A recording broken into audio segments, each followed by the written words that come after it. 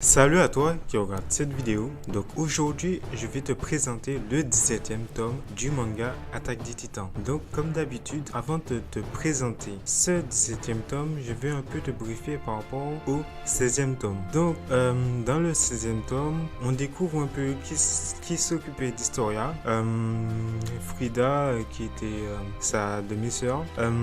On découvre aussi que le père d'Eren a tué toute la famille RS, enfin presque toute la famille du côté de la, c'est pas la belle famille mais la demi-famille on va dire, je sais pas si ça se dit, la demi-famille d'Historia. Donc on découvre aussi le pouvoir d'Eris qui est de manipuler la mémoire collective, donc ce qu'ils ont fait depuis longtemps et ce qui leur a permis aussi entre guillemets de construire les murs et d'effacer la mémoire des personnes qui ont été témoins de la construction des murs. Et voilà pourquoi on ne se rappelle pas de...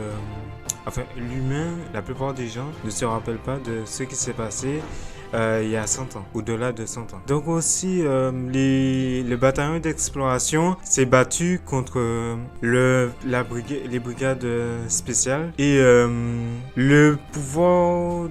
On découvre aussi le pouvoir de contrôler les titans d'Eren, qui a hérité de ce pouvoir de contrôler les titans par son père, qui l'avait volé à Frida, la demi-sœur d'Historia, en la mangeant, et a hérité de ce pouvoir et a fait en sorte qu'Eren hérite à son tour de ce pouvoir. Donc voilà, en gros les titans se battent, enfin ont construit les murs. Ce sont les titans qui ont construit les murs. Voilà, c'est ce qu'on apprend dans le 16e tome. On découvre aussi qu'il y a une minorité de personnes qui ne sont pas susceptibles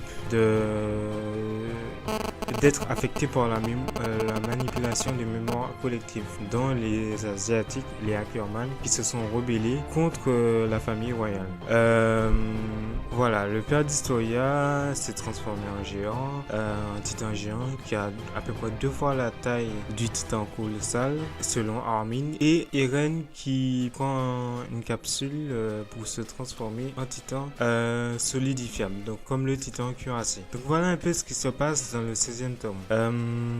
Donc dans le 17e tome, on voit Eren qui se solidifie en titan et sa carcasse est restée là pour protéger l'équipe de Levi. Donc après on voit Road Race qui se transforme en titan géant, donc comme dans le tome 16, qui a 2 fois la taille du titan colossal. Donc Road Race par la suite veut se diriger vers la ville, veut se diriger vers le centre de l'humanité, donc vers le mur, je crois que c'est le mur, enfin le plus petit mur, enfin le centre, le mur le plus reculé, et pour détruire l'humanité. Alors le titan, donc il prévoit de faire un exercice d'évacuation pour ne pas que la population panique et pour mener à bien leur opération. Donc sans trop te spoiler, on découvre avec un flashback l'histoire un peu d'Ackerman et qui est en lien avec l'histoire de